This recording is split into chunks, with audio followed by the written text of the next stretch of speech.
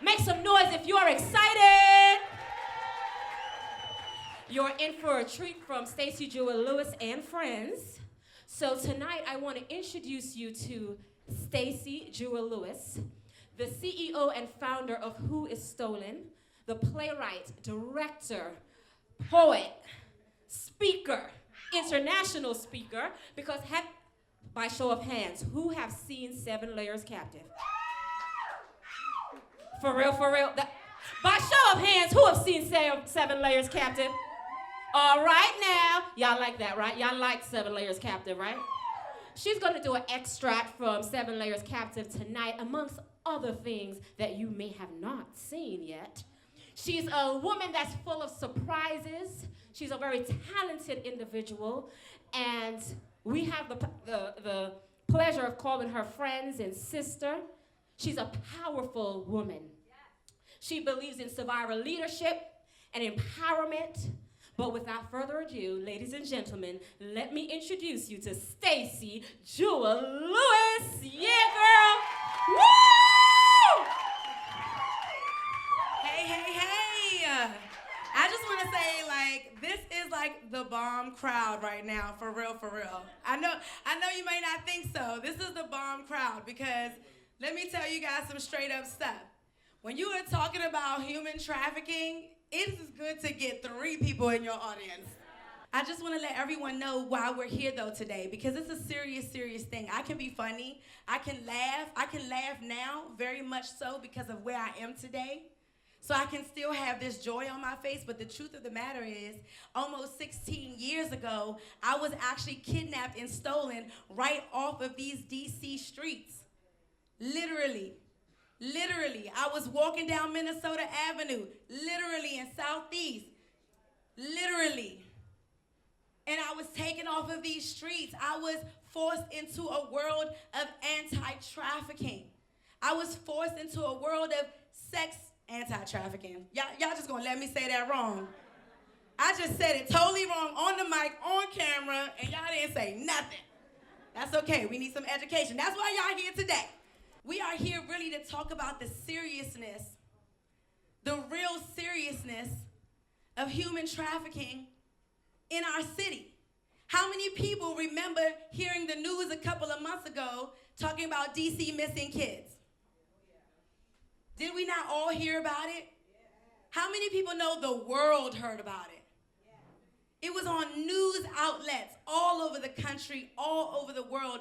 Everyone was talking about what? Washington, D.C., and missing girls. It's hard to convince people that something like this is relevant to them. It's hard to convince people. But guess what? How many people in here know they're going to get convinced tonight? Yeah! How many people want to hear something raw? Something real? Something authentic?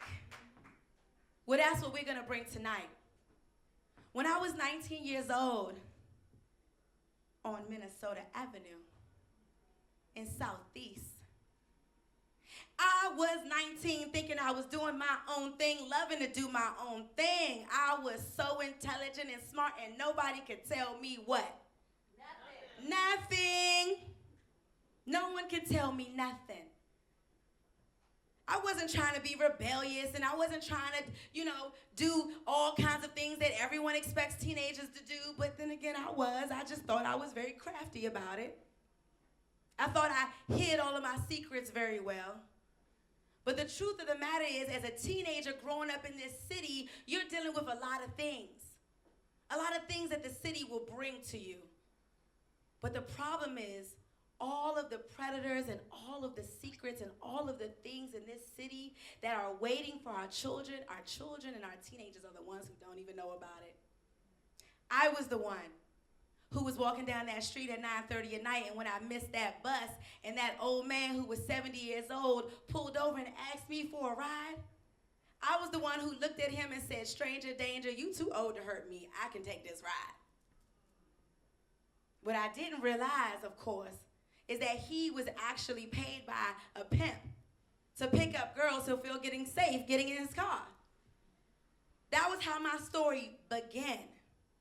This, how many people know, is a journey. It's a journey. Human trafficking is a journey. It doesn't happen overnight.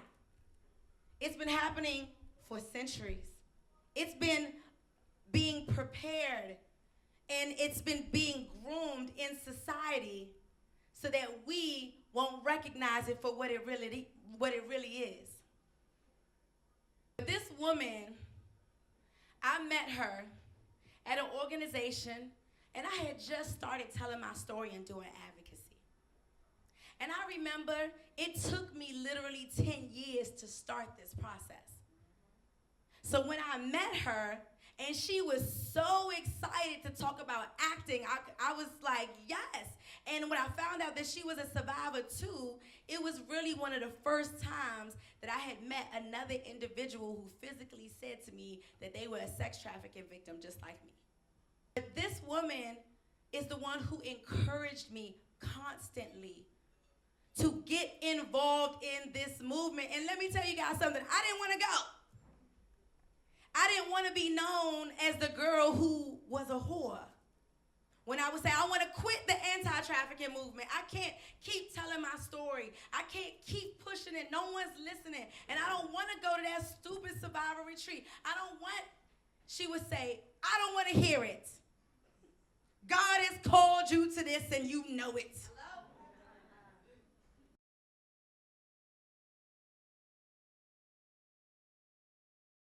Give it up for Stacy one more time, everybody. I said, give it up for Stacy one more time. That's better, that's better, that's better. I'm excited to be here tonight because every chance that I get to speak about this issue for me, it's a blessing. Amen. It's a blessing. It's a blessing to be able to open my mouth to talk about this because what I do know is that I should be dead. I'm not supposed to be here. I'm supposed to be laying in a box somewhere. I'm supposed to be missing. And when we talk about this issue of human trafficking, let me explain to y'all that this is not new, right? And let me keep it very real. Human trafficking has been happening to black and brown bodies for centuries. Right? Let me give y'all a little history. Do y'all know the name Sarah Baartman? Raise your hand if you know the name Sarah Baartman. So Sarah Baartman was born in the late 1700s, right? In the early 1800s, she was taken to London by a slave master because of the size of her body. She had big boobs and a big butt. And this slave master thought she was exotic, right? Brought her to London, put her on display at events where men would pay to come and touch and feel her body. Now, if that's not bad enough, of course it led to prostitution and all of that, right? Trafficking as we know it. But if that wasn't bad enough, even in her death, her body was pickled, right? They preserved her body, and they still had her on display where men would pay to still, in her death, come to pay and touch and feel her body. Can you imagine? I'm gonna fast forward to the 1900s with the same woman. It was in 1974 that Nelson Mandela had to advocate and petition the UK government to get her remains, to get her back to South Africa. Okay? Do you know what year her remains were taken back? What year? Take a wild guess. 2016. I like how you're thinking, but it's not that one. What year? You're close. It was in 2002 that her remains, after being advocated for, can you imagine? And her remains were taken back to South Africa, and she got a dignified burial. There's now a whole memorial in Cape Cod, South Africa, in honor of Sarah Baartman. So when we talk about human trafficking, this is not new. when the United States recognized that trafficking was a problem here. The year 2000. Y'all remember that year? 2000. Y'all don't remember, right? Stop acting like y'all don't remember. That's the year the TV was supposed to stop working, remember? That's the year the refrigerator was still supposed to stop working, you remember? Right? That was the year that the United States recognized that human trafficking was a problem. But guess what, y'all? When they recognized that trafficking was a problem, it wasn't to address domestic victims. It was only to address international victims. So we had our own U.S. citizen, boys and girls, men and women, being sold for someone else's profit, but there was this act that was implemented that didn't address U.S. citizens. Sometimes when we talk about trafficking, we don't understand that our everyday activity fosters this thing we call trafficking. Y'all, she's looking at me strange, right? Let me ask y'all a question. When I say bachelor party, what comes to mind?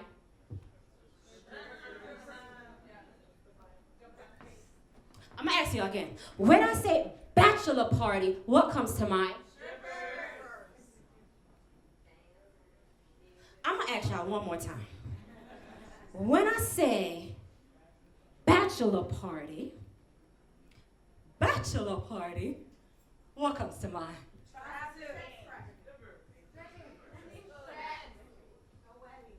Thank you. Who said it? Girl, come give me a hug. Come give me a hug. Thank you, Lord. You said what? Guys, I said bachelor party, right? But that should tell us something about our culture. That should tell us something about our culture, how I asked a question about a bachelor party 3 times, and collectively, you said strippers. That's because we are programmed by these sources of influence in our society to become desensitized to this reality we call human trafficking. When I talk about sex trafficking because I'm a survivor. And you may look at me and people say, how did you get trafficked? Because you don't look like what you've been through. See, when we talk about human trafficking, we like to focus on the children, right? And we ought to focus on the children. Because sometimes they don't have someone to stand in the gap and defend them. But let me also inform you that adults are trafficked too. Those who are 18 and older are trafficked too, right? 18 is not a magical number. Every time I do advocacy or hear about some policies, 18 or 18 and under or 18 is not a magical number. A human being is a human being. 21 years old. When I look in the news today, the minute you are 18 and over, and I'm the co-chair for the Victim Services for the Maryland State Task Force, and I could tell you, if someone is over the age of 18, it's hard for us to push through with a trial or to even get a prosecutor to take the case. And that is the truth around the country. The minute you are 18 and over, the prosecutor has to have hard evidence before she even consider taking that trafficking case. You're under 18, they can take it in 2 seconds. A human being is a human being is a human being. Human trafficking is my issue. It may not be your issue. You may just be here supporting Stacy tonight, but I want to ask you 2 questions before I leave. What is your issue? What is that one thing that is near and dear to your heart? What is that one thing that upsets you every time you see it on the news? What is it? What is God telling you to do about this issue? Is it just a conversation at the dinner table? Are you getting up? Are you getting involved? Are you writing to your legislators? Because I can tell you this. I spoke to the head of the task force for Eastern Shore. They met with their legislators recently. You know what their legislators told them? They're not voting on human trafficking issue because no one in their constituents called them about it.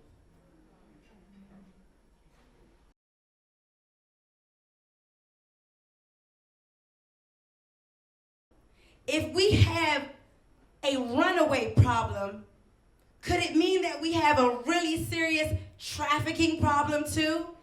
Somebody wants to give that child a place to stay. As a 9 or 10-year-old, if you're in the middle of the country and don't know where you are you going? Where you going? And let me tell you another thing that happens too when you're a kid and you're being trafficked. You aren't believed. If you're a kid and you walk up to an adult and say, hey, I'm not supposed to be here, the first thing they're gonna probably look for is what? Your parent. And in that case, the adults around us was considered our parents. That was the assumption. So I didn't know what to do. So, but guess what? I did not listen. I stand up. I opened the case against my trafficker.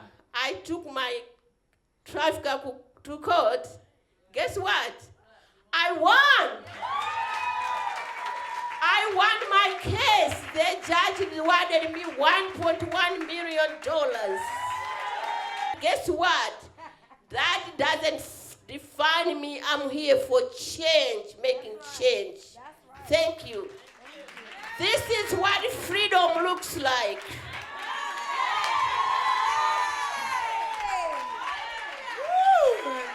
Look, Takoma Station was one of the first places. It was the very first place that I ever did poetry after getting out and escaping the game.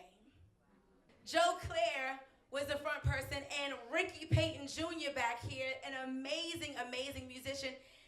Their whole team changed my whole life.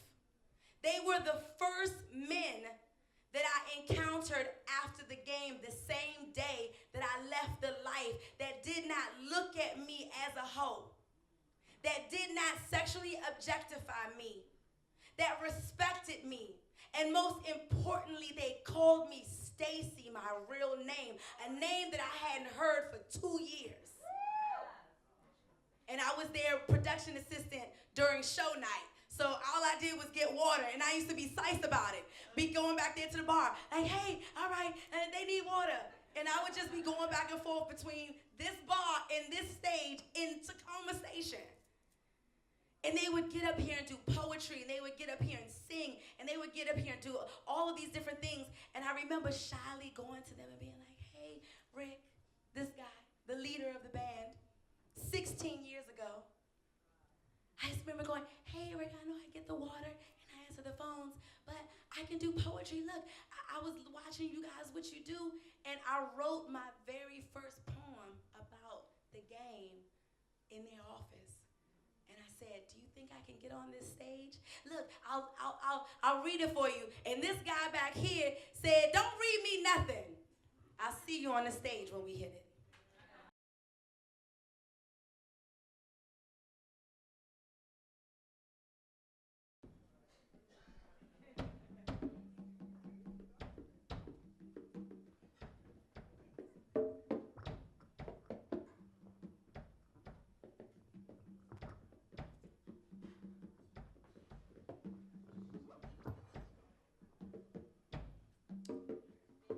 So I remember walking down that Motel 6th Street.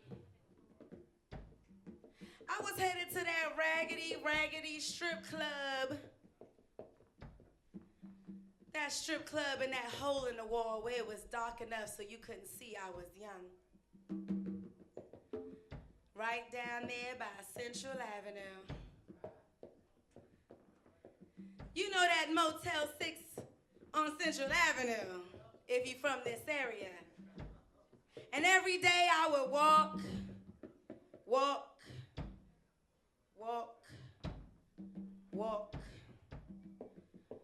my life away. And I didn't realize that there was somebody watching me as I was doing this walk. Somebody watching me who knew exactly what that walk was about. At the time, I didn't know what our connection was or would be, but I was drawn to this girl. I couldn't take my eyes off this girl. She intrigued me. What is she doing? Where is she going? And why I keep looking at her? What does she have that I want? I just didn't know.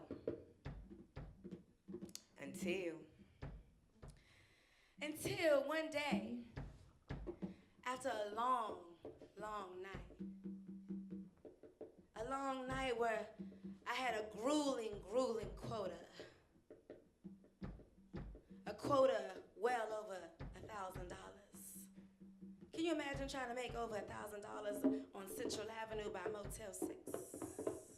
Hard to come by, my friend. I walked into that hotel room, tired of doing this alone, tired of having the weight,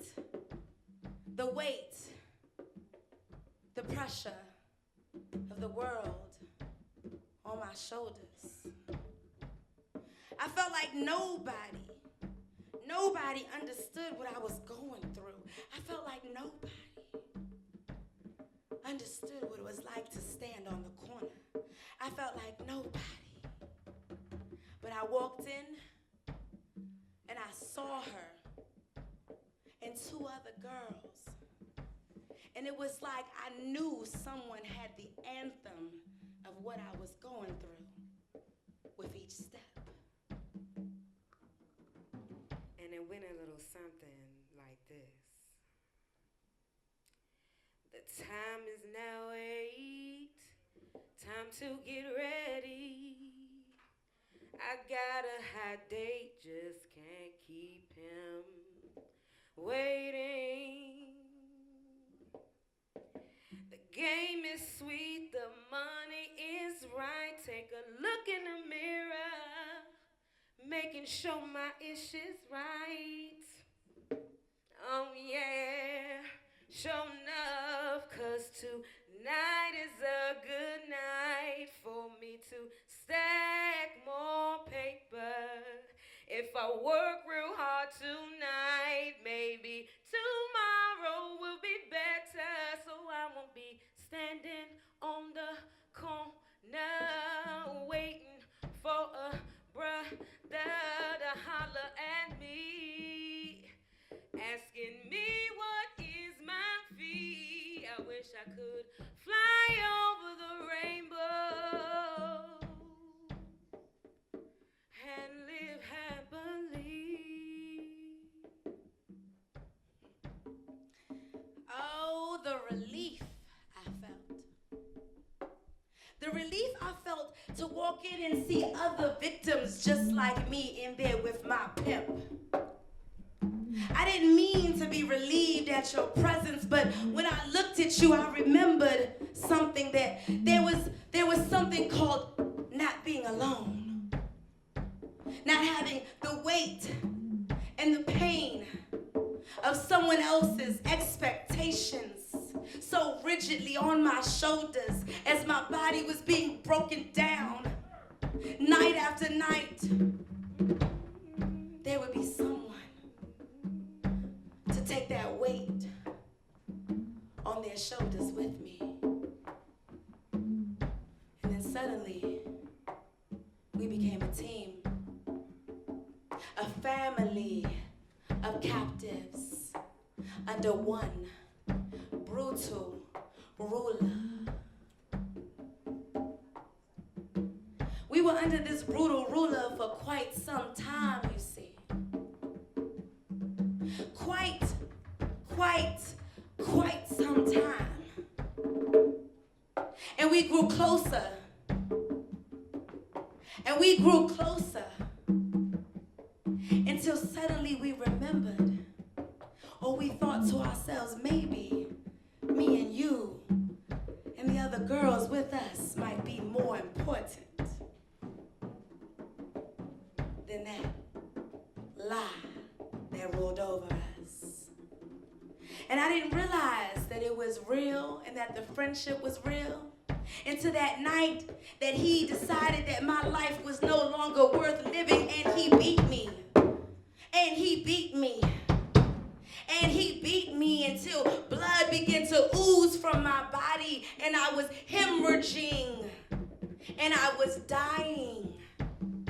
he came to finish the job, and suddenly someone stepped in.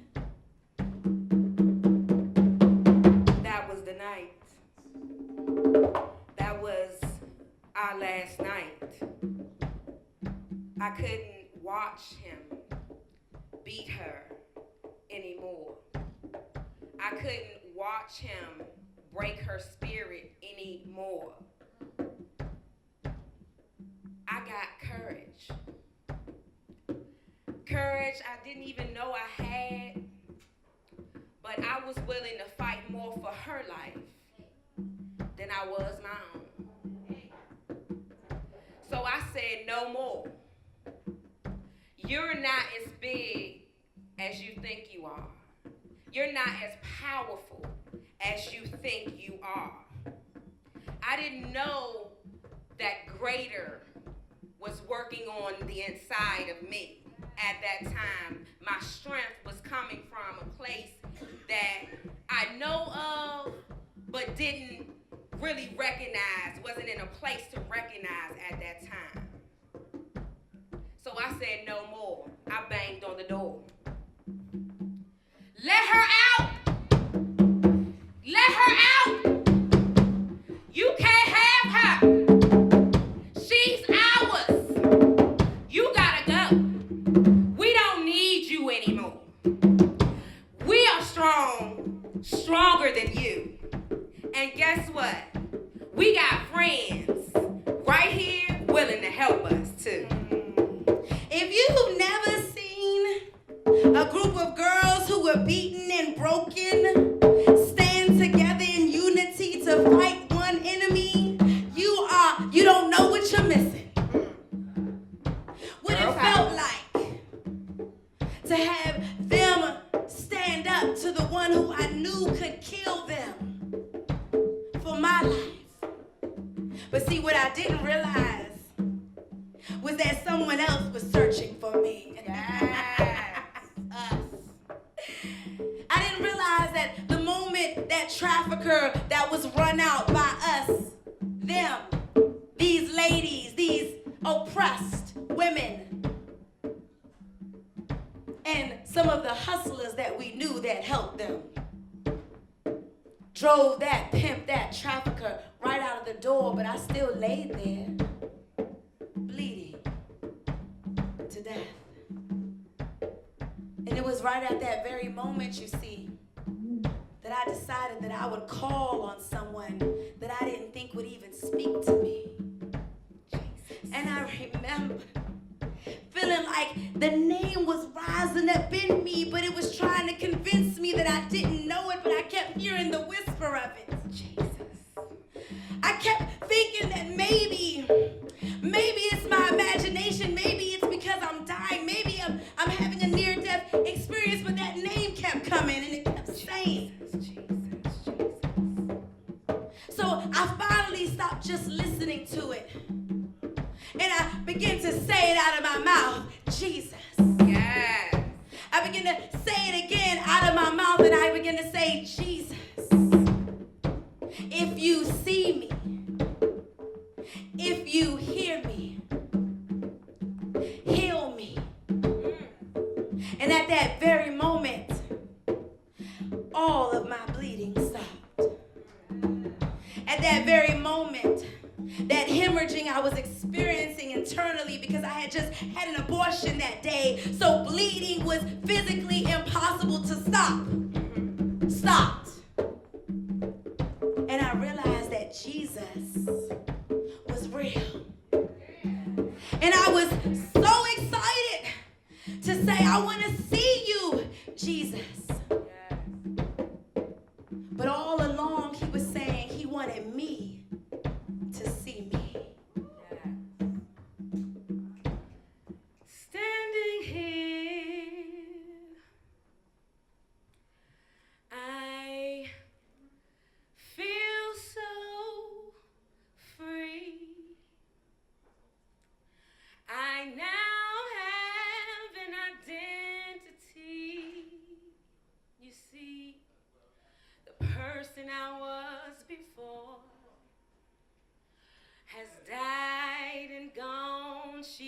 here no more.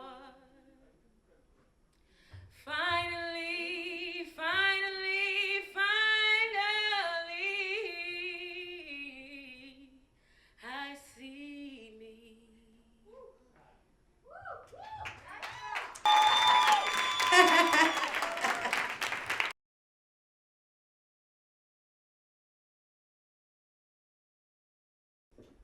But there's somebody who's here that is very, very, very, very, very, very important to me.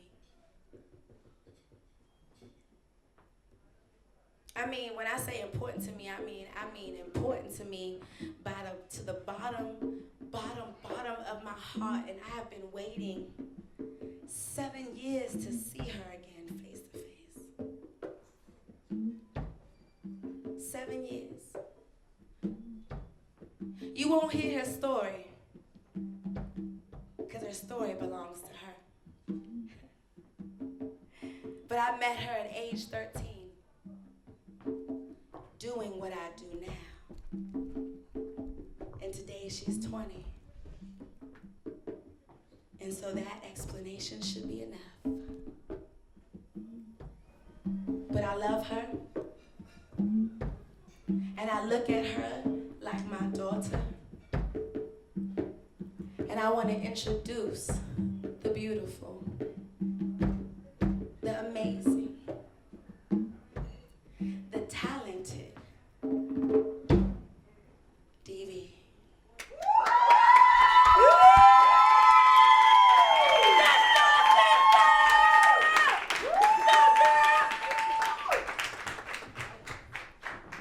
How you guys doing tonight? Okay, before I start singing, I want to thank my mother, she's right there, for coming out tonight. It's a blessing. My other mother, Miss Megan, I love her, and my other mother. Guess I'm ready. Doing this a cappella.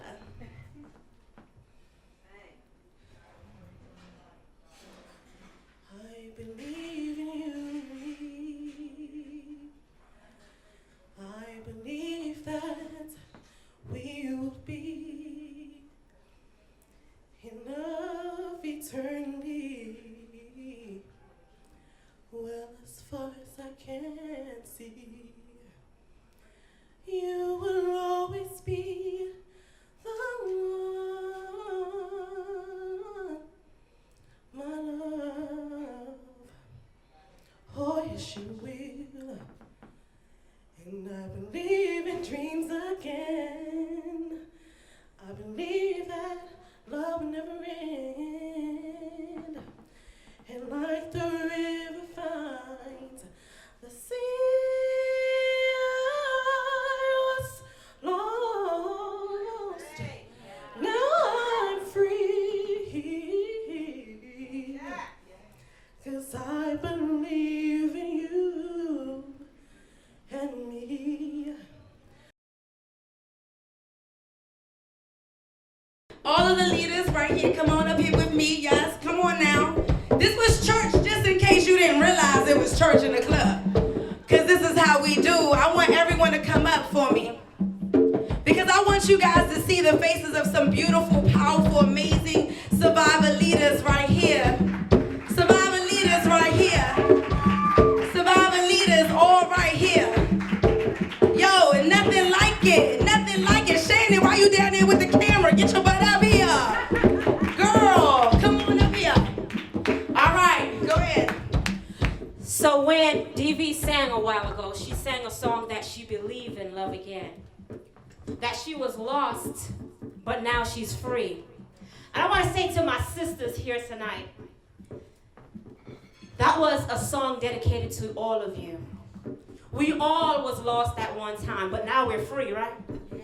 We can believe in ourselves first, right? We can dream again. We can believe that tonight, if any of you ever have any doubt, tonight I hope when you heard her voice, especially you, Sheila, especially you, Sin. That's right. Because when I shared earlier, I did not tell you guys that Sin and I had the same pimp. Yeah. And this weekend on Friday night was the first time I'm seeing her after 10 years. That's right. Right? Thank So you, I want to tell especially these two right here Yeah. that you can start believing again. Yeah. The future is bright. When you have Jesus, your future is bright. Right? Believe in yourself again. Go after your hopes and your dreams. Go out there. Conquer the world. It's yours. Go for it, ladies. That's right. We can stand together. We have each other. We can lean on each other. That's right. All right? That's right. We got each other. That's right. And for those of you out there, I want to tell y'all, we invite you into our space too. That's right. Because although we stand here tonight strong women, we could not get here by ourselves. It took support of people like you that's sitting here. And I know I can say that because you showed up tonight. That's right. If not for anything else, you showed up to support Stacy. Yes. You showed up tonight. Right. So we thank you. We thank you for being here tonight. And we ask you to continue to support survivors. Yes. There are other survivors who are here tonight who are not where we are to be bold enough to share yet. But I believe in them. Yes. I believe that one day they're going to come on a stage like this and they're going to share too. Yes. Those are my babies. I believe in my babies. I love my babies. Y'all know who y'all are. I love y'all. All right? Believe. And y'all see an example here tonight of how you guys can move past your stories.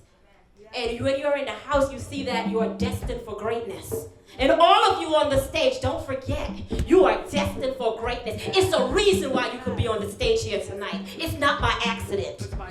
It's not by accident that y'all could be on the stage to do whatever y'all did tonight.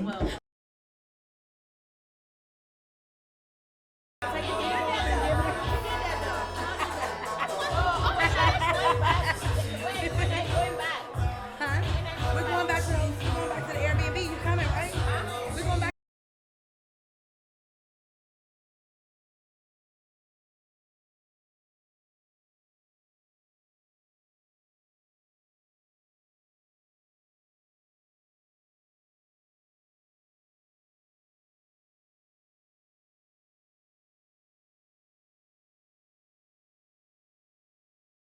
Good, no, you're good, you're good. Yes, I'm cold as shit. And this is like the third or fifth time that you had to give me my coat for something. I don't care. Okay, so this hoodie right here, this is Paul, everyone. This is Paul. He plays the character of my pimp in 7 Layers Captain. And like, I was telling the story on the stage about how Paul was a last minute addition, emergency addition I needed for the Kennedy Center. We were doing the show and I needed a character to play the pimp. And a good friend of mine, Walter Kavanaugh, who was, on the documentary as well, my music director, he said, I have a friend and I'm gonna, I know somebody who could play. I don't know why he was like, I know somebody who could play the pimp real good. I meant to ask you about that, but I'm not gonna ask you about it right now because he was convinced that you could play the pimp super good. And I was like, oh, all right, let me just send me the picture of him so I can see if it goes, if he's tall enough and all of that. And so he sends me the picture and a picture of Paul pops up with his hoodie on. And I dropped the phone. I practically screamed and want to faint. And I'm like, what is going on? And I immediately called Walter and was like, what's his name? What's his name? Tell me his name right now. You tell me his name. Because I was just like, what? And then he told me his name was Paul.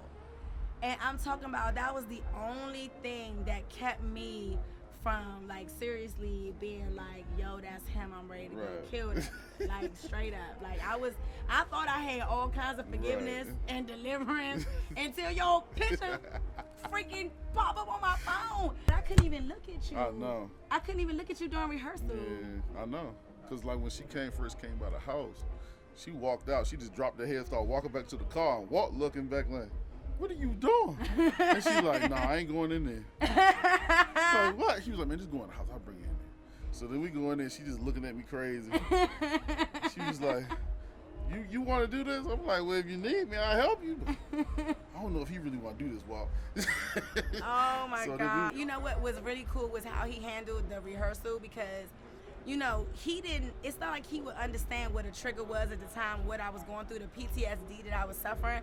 Like, literally, we're trying to rehearse, and look how confident I am when I'm doing rehearsals and doing the play. My head like this.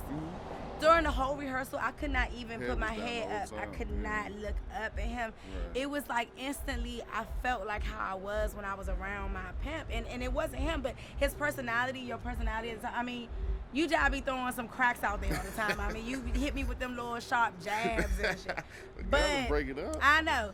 But his gentle personality and like his patience, like he didn't react to me at all. He saw literally that I was acting scared, that I was acting shy, and he was just so gentle about it and kept moving. And I had to process through that whole first rehearsal. Like, it was so difficult to do these lines with him, and he had to do things in the play that would be terrifying for me if I knew that was my trafficker doing it. Like, he had to stand over small, subtle things that I show in the play. I don't show anything overly graphic in 7 Layers Captive to the point where I can't have young teenagers in my audience, you know. But just the fact that in one of the scenes I'm sitting down and he has to stand over me and pace back and forth at his height, looking like him. I couldn't handle the fact that he was walking behind me. Like, a couple times I was flinching. She would jump every time I stopped behind her, or just turn around and look and watch where I was going. Just looking like, I do not tell you. You know, we cool. But I just want to say I love you. I love you too.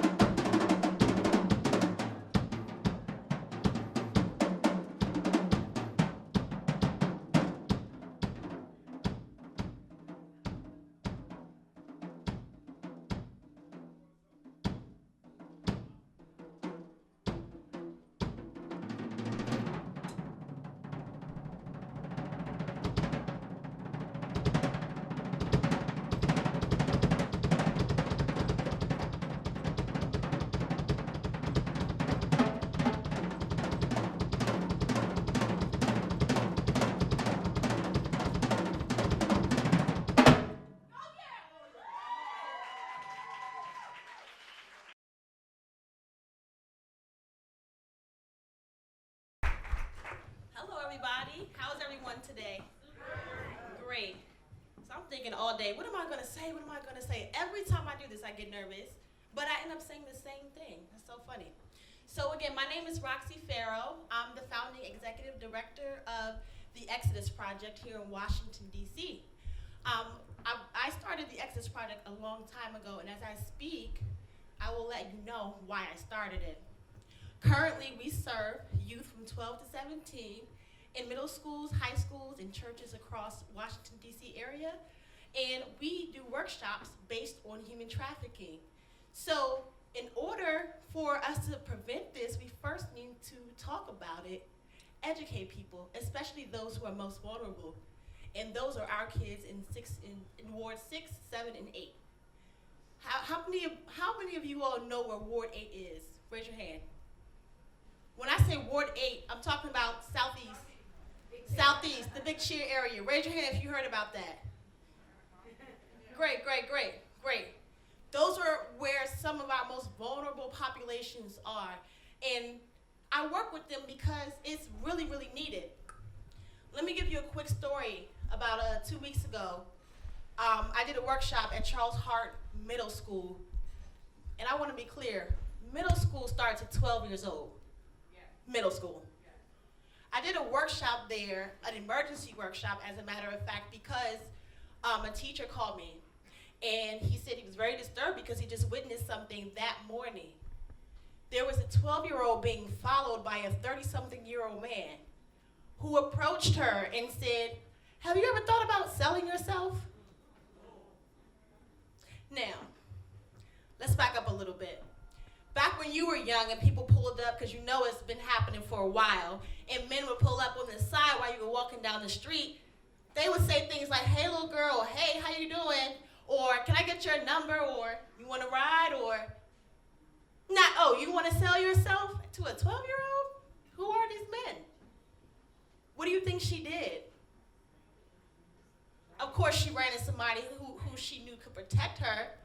And I'm so glad that the school officials, as well as MPD, were actually on the case really, really quickly. But as I sat down and I talked to her, she disclosed that this man had been following her for 3 months. 3 months. So he had been targeting her for 3 months. To the point where he thought he could just ask her that. So what do you think was next? Hopefully we don't get to find out. So, let me back up a little bit more why I started the Exodus Project. I am a labor trafficking survivor. My journey started a long, long, long time ago. When I was 3, in Washington, D.C., I was playing in the yard in my foster parents' home, and someone came up with a white van, got out their van, walked into my yard where I was playing, talked to me, offered me candy, and walked me to the gate. My foster parent watched. She watched until I got to the gate to see if they were actually really about to take me out this gate, until she stopped them. And "Where are you taking her?" "Oh, we just found her outside. Oh, she was just about to go down the street. We were sitting," she said, "No, I was sitting right here watching you." They didn't know they were being watched. In 3 seconds, that could have been the end of my story, but it wasn't. Steve Jobs said that in your life, there are dots, and these dots are experiences. And each experience, if you pay attention and you connect them, will lead you to exactly what you're supposed to do. That was my first dot. As I grew older, I started to have this weird fascination with people on milk boxes, missing people. Well, where exactly are these missing people going? Where are these missing kids going? I mean, do they just vanish? Like, are people taking them, or where are they going? You know, they used to have shows like, name some of those crime shows that come on TV with John Walsh. What's that show called? America's Most Wanted and Crime Watchers and things like that. So yeah, that interesting to me because I'm like, well, where are these people going? Their parents don't know where they are?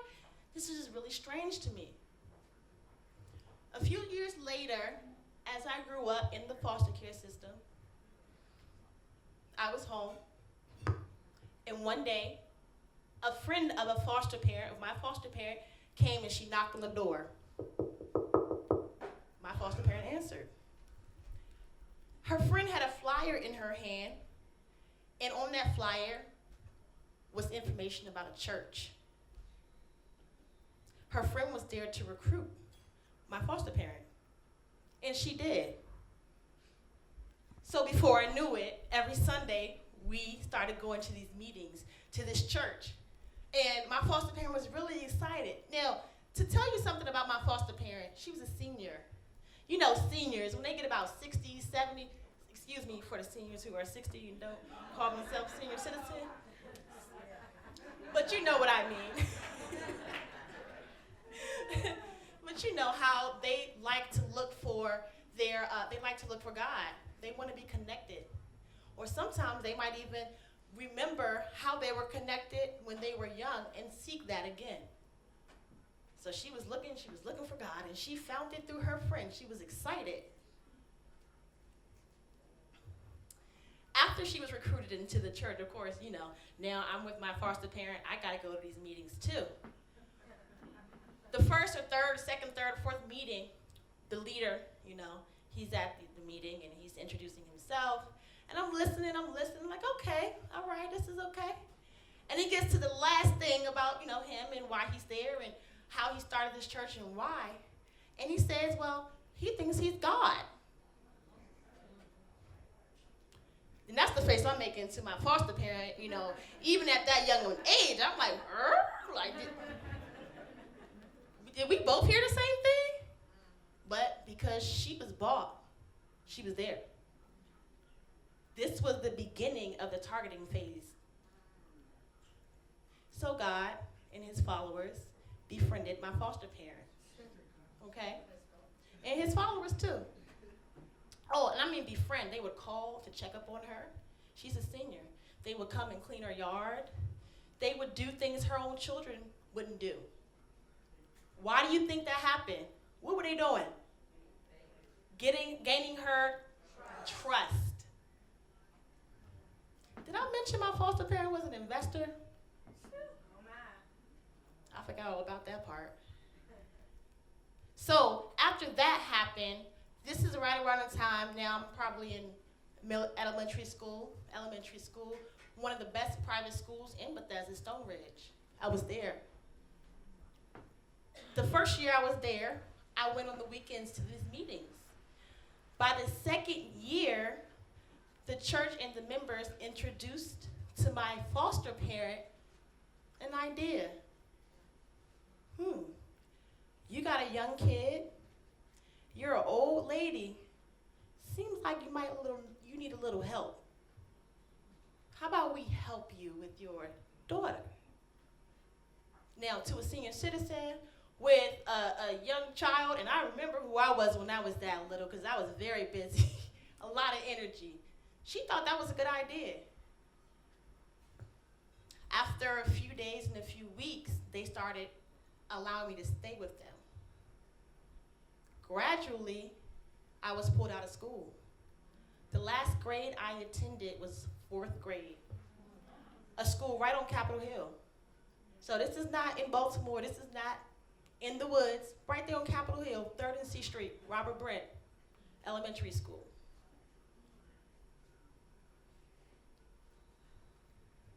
After I was pulled out of school, I began living with the church full time. Remind you, I was a foster care child. In the foster care system, there was a lot of things going on back then that's probably being corrected now. One of the things is that they were not keeping up with us. They didn't know where we were from Monday to Friday. They didn't know. As long as they had paperwork that was signed by your so-called guardian, the guardian was free to make any decision and choice that they wanted to, whether it was for the benefit of you or whether it was for the benefit of themselves. I mentioned those documents. My foster parent got so great at manipulating the system that every piece of document that came through the mail, I did it. I completed it. And she did that to make sure that she'd never get caught. Fast forward. One night while I was living with the church, they wake me up at 3 a.m. They had homes all around Washington, D.C. One of them where I was in Fort DuPont Park. At 3 a.m. they woke me up. They told me I had 10 minutes to pack my belongings and a car would be waiting for me. Okay, I got up. I did what I was told. Easy. I didn't know where I was going, and that was the unsettling feeling I was starting to have on my stomach. Get in the car. We're riding. Okay, this looks familiar, still DC. Okay, we're in Southeast. Okay, I know this. Oh, okay, we're on Indian Head Highway. Oh, okay, where we going? Then we're in Camp Springs, Maryland. Then we're driving down a dirt road. Then there's a bus, a commercial bus, right at the end of that dirt road, on, loaded, ready to go. I get on the bus because I was told to. Before I get on the bus, though, I'm at, what's going on? Where are we going? Don't worry about that. We'll tell you when we get there. When I get on the bus, now, there's 60 seats on a commercial bus. Each seat had a kid in it. There were no parents on this bus. Did I know some of these kids? Yes. Some of the kids, no. Most of them came from the Washington, D.C. area. And between 24 and 72 hours, we were taken to multiple states. We woke up in Cincinnati, Ohio the first night. Our parents, the people who were part of the church, they didn't find out where we were until probably a month later. A month later. By that time, we had already been separated from our parents. We had been split up. And then that's when the work started. This was a church now, okay? So, from the outside in, a church just moved or just started, and the people in the community are looking for somebody to uplift their community. This church is building markets and bakeries and clinics and wellness centers. They had a few clinics right here on H Street. So the community was really excited about this church. But what they didn't know is that a lot of the work was being done by children.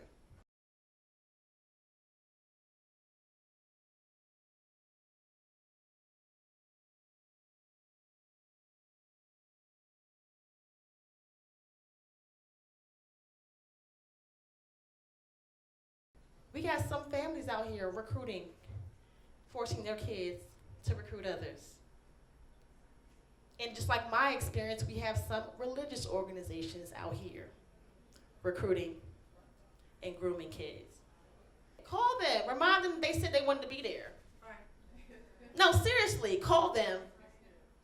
Go to your child's school and ask them when was the last human trafficking awareness workshop they had. Is your child's nurse trained on looking for the signs? Are your children teachers trained on that? Every workshop that I do in our middle schools and high schools here in DC leads to at least one disclosure. That's right. At least one disclosure of a kid being targeted, a kid being forced to recruit other kids. Let me repeat that. Kids being forced to recruit other kids, and if they don't, they are threatened. Their family is threatened.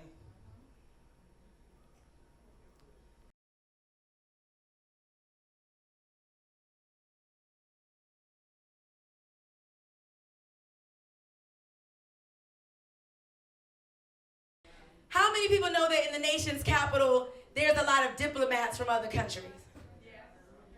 And if you know anything about diplomats, how many people here have ever heard of something called diplomat immunity? Does anyone know tell me what diplomat immunity is? Meaning that someone can come over here from another country representing another country and can do a crime in this country and not be charged in this country. That's what it means. That's all they have to do. Well, I would like to introduce a beautiful, powerful, wonderful woman who I absolutely love with my whole heart. And I want her to share her powerful story about what diplomatic immunity really feels like. Please welcome the darling, the beautiful Fianess Lipenga.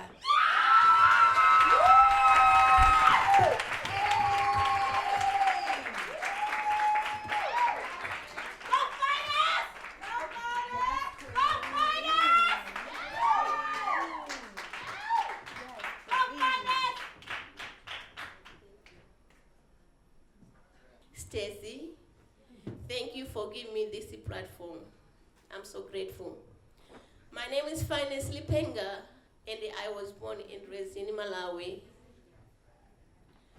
About 13 years ago, my freedom was taken away from me.